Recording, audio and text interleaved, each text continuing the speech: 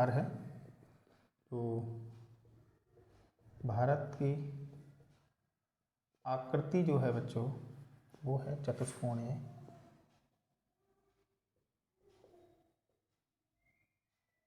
भारत की आकृति चतुष्कोणीय है और जो इसकी स्थिति है वो दक्षिणी एशिया के मध्य भाग में है।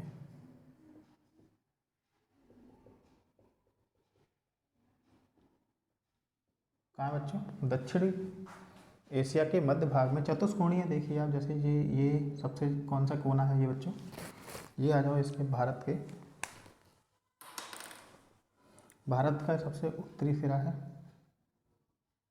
उत्तरी, ये दक्षिणी, मुख्य भूमि का है ये दक्षिणी, ठीक है। और ये पश्चिमी,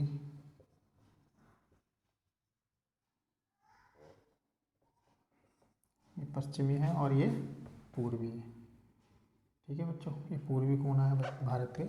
इस तरीके से जो भारत की आकृति है वो चतुष्कोणीय है। आप देखो, यहाँ से आप देख सकते हैं,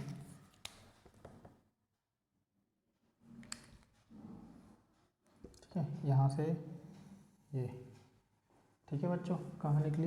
ये चतुष्कोणीय है।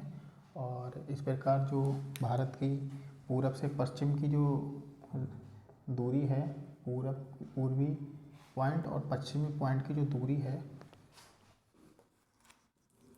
भारत के, ब्लैक पेन का यूज करूँगा, भारत के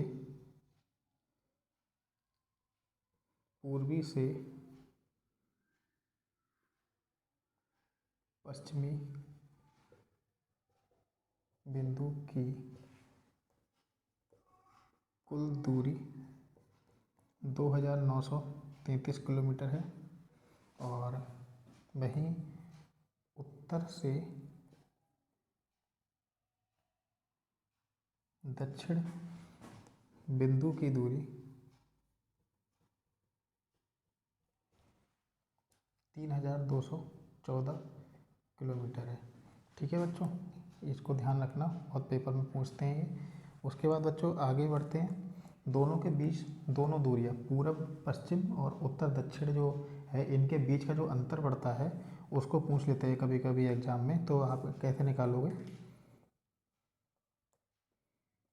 पूर्व से पश्चिम एवं उत्तर से दक्षिण दूरी के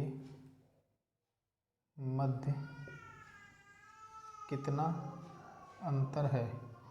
तो बच्चों यहाँ अंतर कैसे निकालोगे? 3214 किलोमीटर जो होगी आपकी, ये आपकी उत्तर से दक्षिण होगी। इसमें से माइनस करोगे 2933 किलोमीटर, तो कितना बचता है बच्चों? ये बचता है आपका 281 किलोमीटर। तो दोनों के बीच जो अंतर निकलेगा वो 281 किलोमीटर का निकलेगा। इसी के बाद बच्चों हम बात करते हैं भारत की जो भारत की जलवायु जो है, समूचे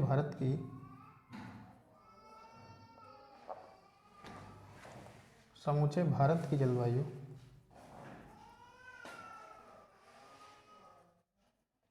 मानसूनी है। समय समय पे वर्षा होती रहती है यहाँ पे सब कुछ। हम गर्मी अपने समय पे पड़ेगी, सर्दी अपने समय पे आएगी और एक फिक्स समय पे आती हैं सारी चीज़ें। और इसी प्रकार बच्चों आगे बढ़ते हैं। भारत की मानसूनी, उसके बाद भारत का जो कुल क्षेत्रफल, भारत का कुल क्षेत्रफल कितना है बच्चों? 32,87,263 किलोमीटर। या तो आपको 32,87,263 किलोमीटर मिलेगा, या केवल एग्जाम में, या केवल 32,87,000 किलोमीटर की दूरी दी रखी होगी। तो इसको बच्चों आप अगर एग्जाम में पूरा ना डिजिट दिया हो तो अगर मोटा मोटा इतना याद कर लेना, 32,87,000, तो आपका काम चल जाएगा। लेकिन 32,87,263 जो कुल इसका क्षेत्रफल है, ठीक है। इसके बाद बच्चों है क्षेत्रफल। भारत का क्षेत्रफल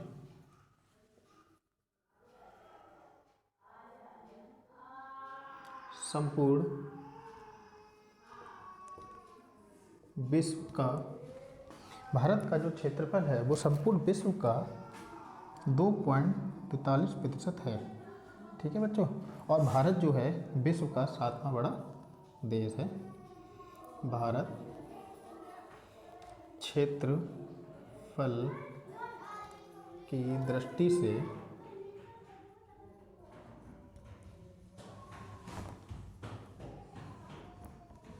विश्व का 7वां बड़ा देश है। तो बच्चों ये था हमारा अवस्थिति और विस्तार। आप इसको एक बार और हम आपको रिवाइंड करा देते हैं, पूरा रिवाइज करा देते हैं। आप इसको देख लो। आकृति किस प्रकार है? चतुष्कोणीय है, आप देख सकते हैं चतुष्कोणीय। ठीक है, दक्षिणी एशिया के मध्य भाग में स्थित है। भारत के पूर्वी से पश्चिमी बिंदु, यानी कि पूर्वी से पश्चिमी बिंदु की जो दूरी है वो है 2933 किलोमीटर। ठीक है बच्चों, 2933 किलोमीटर ये दूरी है। फिर उसके बाद में उत्तर से दक्षिण की जो दूरी है 3214 किलोमीटर पड़ती है बच्चों। उसका पूरा एवं पश्चिम, यानी कि इसकी और इसके, यानी ये दूरी 3214 और 2933 किलोमीटर के बीच की जो दूरी है उसका जो अंतर है वो 281 किलोमीटर बैठता है बच्चों। इसके बाद समूचे भारत की जो जलवायु है मानसूनी है, क्योंकि ये समय समय पे हर जगह बारिश होती है।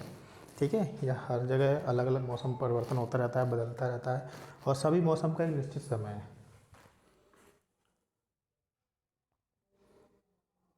अगला है बच्चों, भारत का कुल क्षेत्रफल कितना है? तो 32,87,263 किलोमीटर है। लेकिन कभी कभी एग्जाम में केवल 32,87,000 ही पूछता है, तो आप उसको ध्यान रखेंगे। अगला क्षेत्रफल संपूर्ण विश्व का क्षेत्रफल का 2.43% है, और जो भारत है वो विश्व का जो क्षेत्रफल की दृष्टि से ये विश्व का 7वां बड़ा देश है।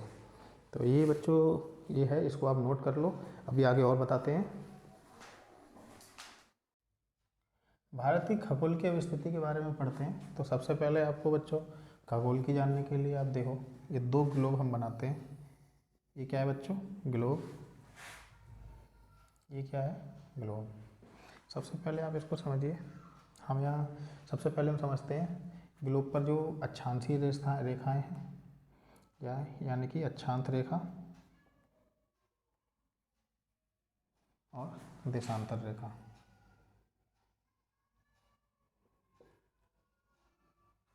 अक्षांश रेखा और देशांतर रेखा। ठीक है, तो ये अक्षांश रेखा है बच्चों, यहाँ से 0 डिग्री,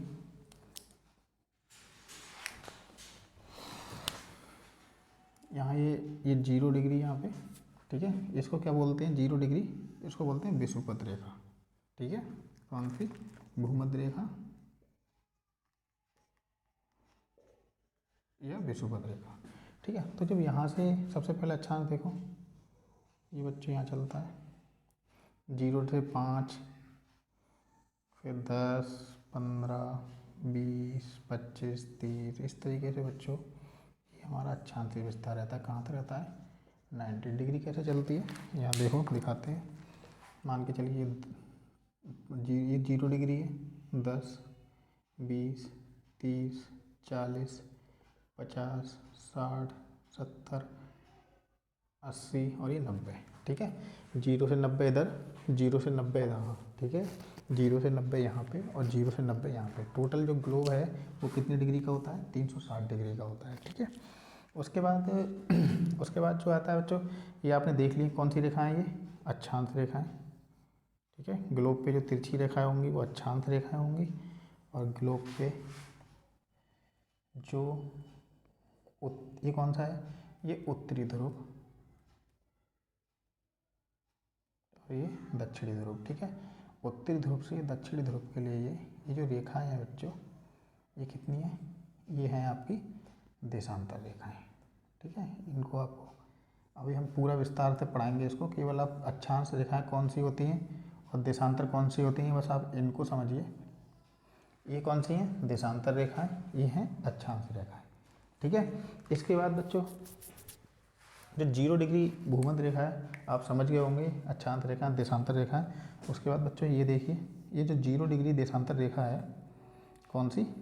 0 डिग्री देशांतर रेखा, जिसे भूमध्य रेखा कहते हैं, भूमध्य रेखा, ठीक है। यह ग्लोब को यानी पृथ्वी को 2 भागों में बांटती है। 2 भाग कौन कौन सा है? एक तो है उत्तरी गोलार्ध और यह है दक्षिणी गोलार्ध।